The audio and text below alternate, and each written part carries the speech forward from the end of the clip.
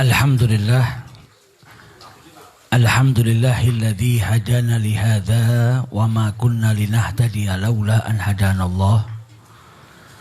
Subhanaka la ilma lana illa ma 'allamtana innaka antal alimul hakim. Rabbi shrah li sadri wa yassir li amri wahlul 'uqdatam min lisani yafqahu qawli. Allahumma salli wa sallim ala sayyidina Muhammadin miftahi bab rahmatillah. Adada ma fi ilmillah salatan wa salaman daimaini bidawami mulkillah wa ala alihi wa sahbihi ajma'in amma ba'du. Alhamdulillah, di malam yang penuh berkah ini Allah subhanahu wa ta'ala mengumpulkan kita bersama-sama di majlis yang insya Allah diberkahi oleh Allah subhanahu wa ta'ala, majlis yang insya Allah dirahmati oleh Allah subhanahu wa ta'ala, dan semoga berkumpulnya kita di majlis ini mendatangkan keridhaan dari Allah subhanahu wa ta'ala. Amin ya rabbal alamin. Malam hari ini kita berkumpul di majelis ini tak lain untuk mendoakan almarhum. Semoga dosa-dosanya diampuni oleh Allah subhanahu wa ta'ala, derajatnya diangkat oleh Allah subhanahu wa ta'ala, dan dimasukkan ke dalam surganya Allah bersama para nabiyin, wasiddiqin, wasyuhada'i, wassalihin. Dan semoga kelak kita juga diakhiri usia dalam keadaan husnul khatimah dan bisa berkumpul bersama mereka para kekasih Allah di surganya Allah subhanahu wa ta'ala. Amin ya rabbal alamin. Alhamdulillah, pada dasarnya hadirnya kita ke majelis ini sudah merupakan nasihat untuk diri kita sendiri. Manusia itu banyak lupa, maka manusia itu harus sering-sering diingatkan. Malam hari ini kita kembali diingatkan oleh Allah kalau suatu saat kita juga akan dipanggil oleh Allah subhanahu wa ta'ala. Kebanyakan dari manusia itu meyakini kematian pasti akan datang menjemput dirinya, namun ia hidup seakan-akan kematian itu tidak akan datang kepadanya. Seharusnya kalau kita sadar suatu saat kita akan dipanggil oleh Allah, berarti sudah seharusnya kita mempersiapkan diri, mencari bekal yang lebih banyak supaya nanti ketika kita dipanggil oleh Allah subhanahu wa ta'ala, kita tidak menjadi orang yang merugi karena hidup di muka bumi ini meninggalkan segala sesuatu yang baik atau banyak mengerjakan sesuatu yang tidak bermanfaat.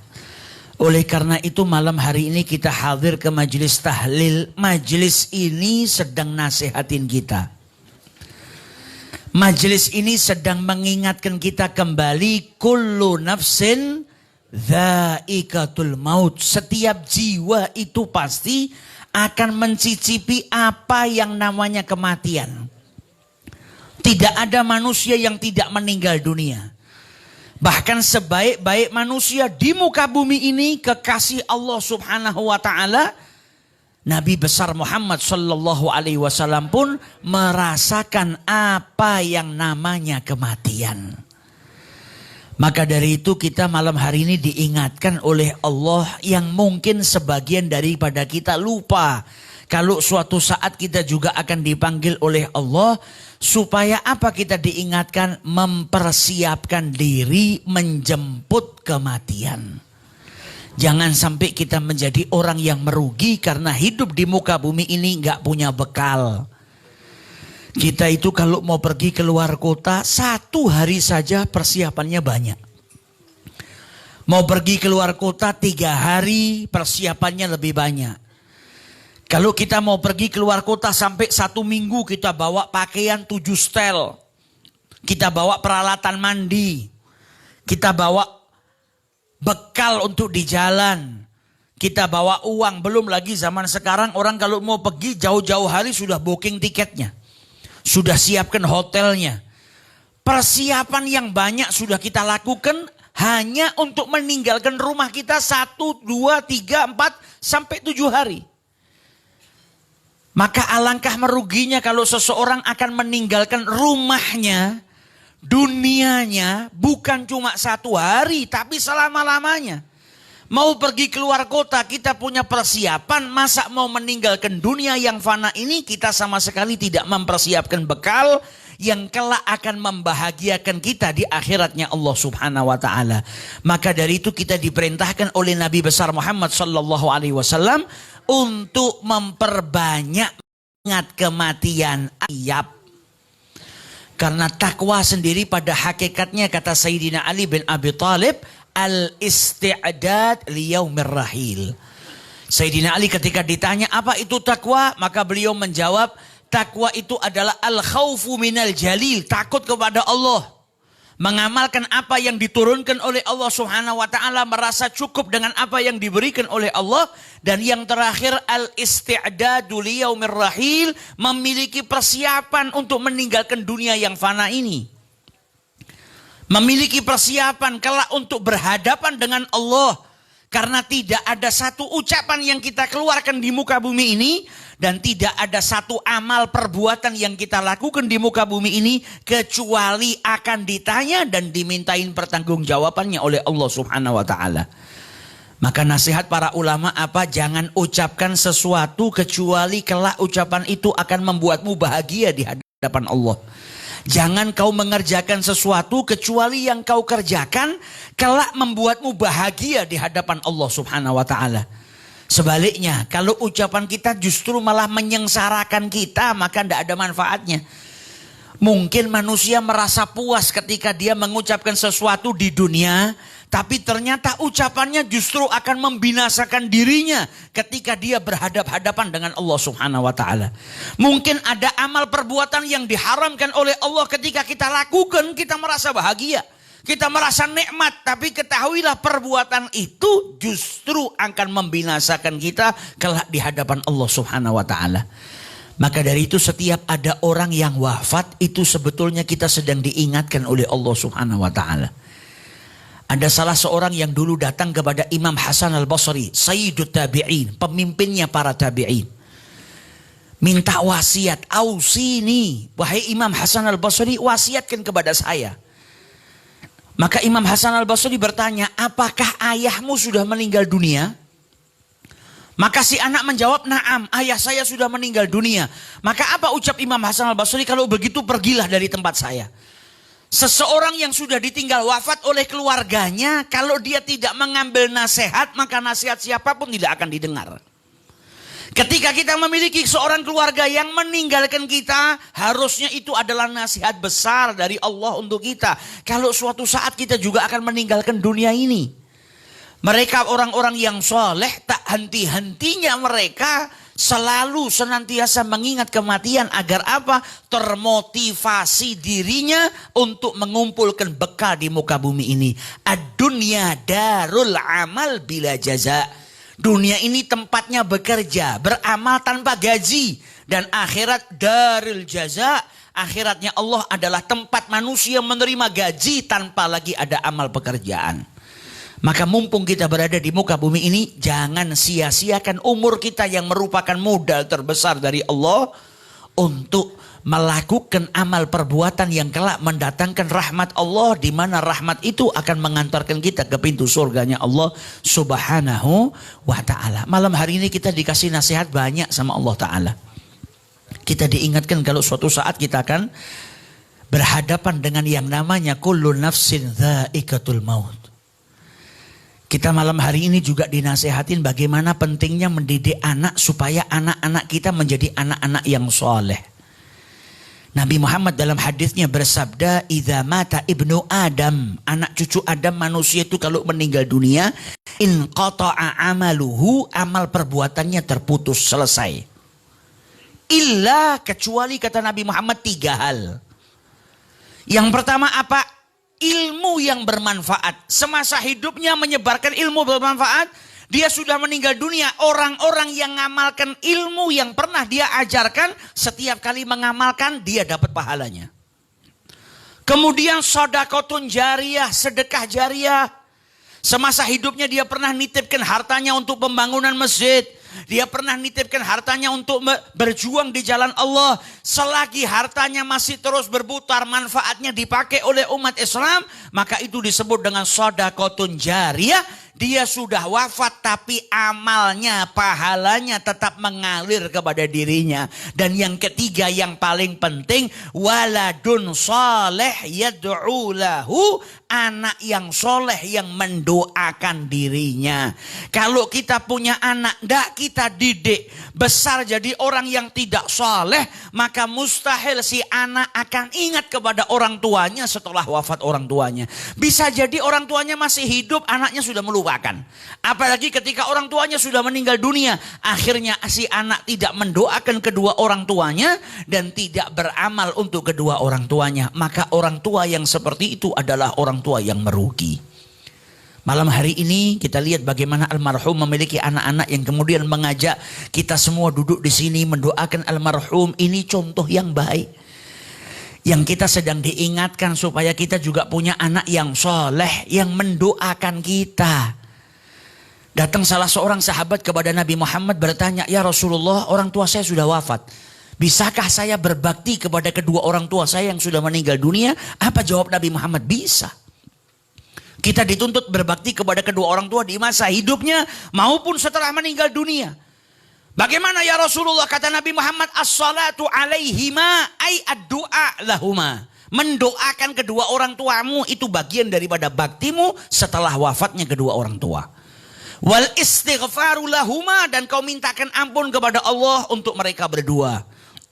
Kalau orang tuamu memiliki janji yang belum ditepati, kau yang menepati. Kalau punya hutang yang belum bayar, kau membayarkan hutangnya. Kau sambung tali silaturahmi dengan kerabat-kerabat orang tuamu. Dan kau muliakan serta kau sambung hubungan orang tuamu dengan sahabat karibnya. Orang tuamu sudah meninggal, kau tahu orang tuamu punya sahabat fulan yang semasa hidupnya dekat dengan orang tuamu. Kau sambung, maka amalmu menyambung hubungan silaturahmi dengan sahabat ayah atau ibumu adalah bagian daripada birrul walidain.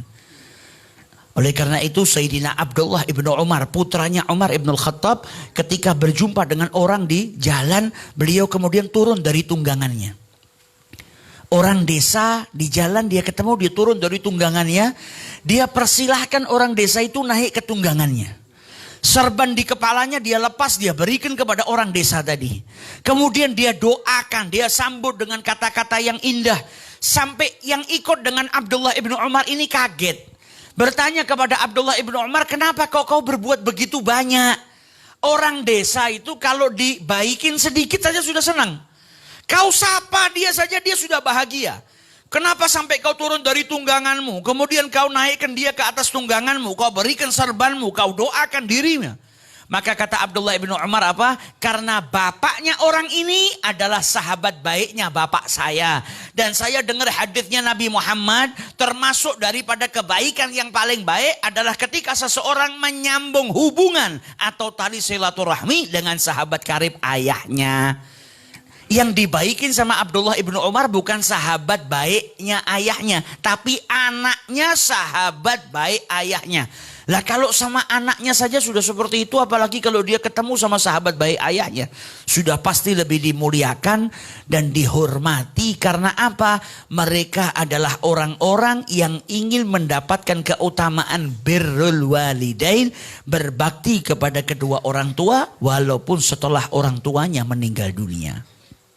Hari ini banyak nasihat yang Allah berikan kepada kita. Maka jangan sampai nasihat ini hanya masuk sekedar di telinga kanan atau keluar di telinga kiri. Atau nasihat ini tidak kita cerna di dalam hati kita. Kita sedang diingatkan oleh Allah Subhanahu wa ta'ala, manusia gak hidup di muka bumi ini selama-lamanya. Tapi kita cuma mampir. Maka dari itu Al-Imam Syafi'i ketika usianya sudah 40 tahun pergi kemana-mana bawa tongkat. Ketika ditanya kenapa kau masih muda, bukan orang tua kok pakai tongkat, kata Imam Syafi'i, ini mengingatkan diriku kalau aku adalah seorang musafir. Kita di dunia ini ibarat sedang musafir. Tujuan kita mana? Ke akhiratnya Allah Subhanahu wa taala. Di sini kita hanya singgah sebentar, transit. Bapak-bapak sama ibu-ibu kalau pergi keluar kota atau pergi ke luar negeri kan ada istirahat yang namanya transit.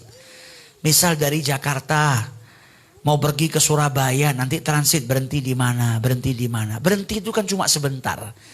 Yang ada kita kepingin cepat-cepat nyampe ke tujuan kita. Nggak mau lama-lama di tempat transit. Dunia ini tempat transit kita. Tujuan kita mana? Ke akhiratnya Allah Subhanahu wa taala.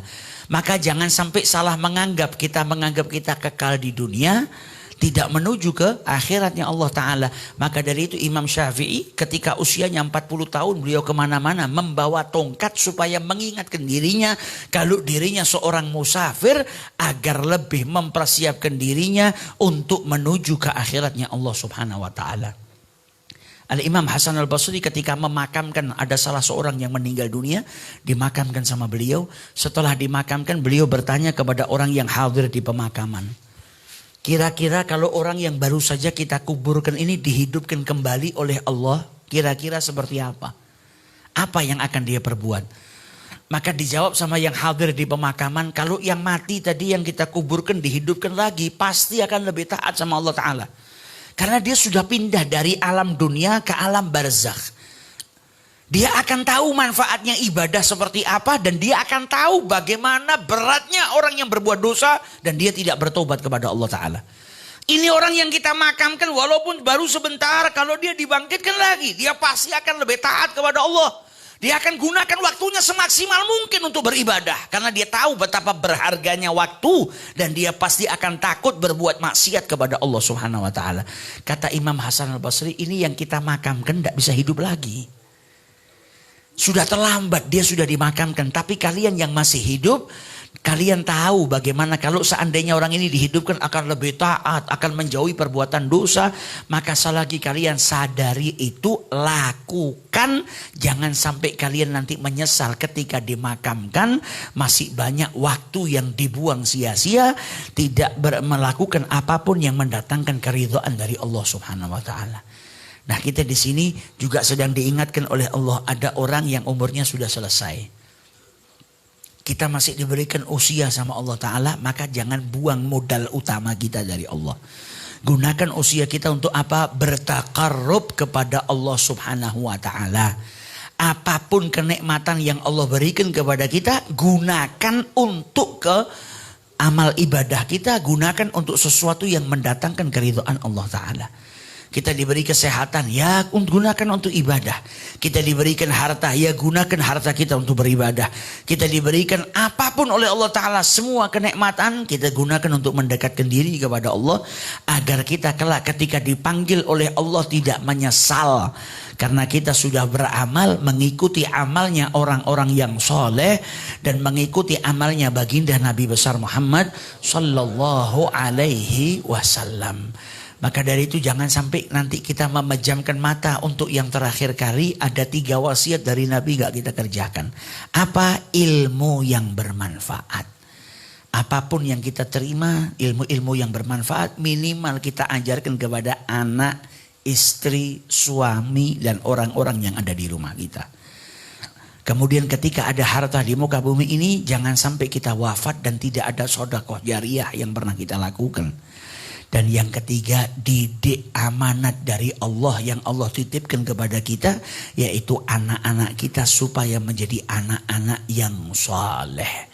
Anak-anak yang membahagiakan kita di waktu kita hidup dan membahagiakan kita kelak ketika kita sudah meninggal dunia. Kita tidak mendengar keburukan mereka, kita tidak dijerumuskan oleh mereka kelak ketika disidang oleh Allah Subhanahu Wa Ta'ala. Melainkan anak kita akan bersaksi kalau kita mendidik mereka sesuai dengan ajaran yang dibawa oleh Nabi besar Muhammad Sallallahu Alaihi Wasallam. Adapun kalau kita telantarkan anak-anak kita masih hidup ditelantarkan sama mereka. Kalau kita telantarkan anak-anak kita untuk tidak kita didik, tidak jadi anak yang soleh, mustahil anak kita akan mendoakan kita setelah wafat kita. Yang ada harian wafat, dia sudah melupakan kita. Di hari kita wafat, mereka sudah lupa kepada orang tuanya. Yang kita harap mungkin anak-anak kita tetap rukun, yang ada justru malah berantem karena tidak dididik dengan syariatnya Allah, tidak tahu pentingnya persaudaraan, tidak tahu haramnya dan hukumannya bagi mereka yang memutus hubungan persaudaraan. Akhirnya apa? Anaknya terjerumus ke dalam kebinasaan dalam perbuatan-perbuatan yang dimurkai oleh Allah karena apa? Kurang didikan daripada kedua orang tuanya. Maka dari itu majelis malam hari ini mengingatkan kita tentang banyak hal. Jangan sampai kita pulang kita tidak bisa menangkap surat dari Allah Ta'ala. Kita sedang diingatkan kullu nafsin dha'iqatul maut. Setiap jiwa pasti akan mencicipi apa yang namanya kematian.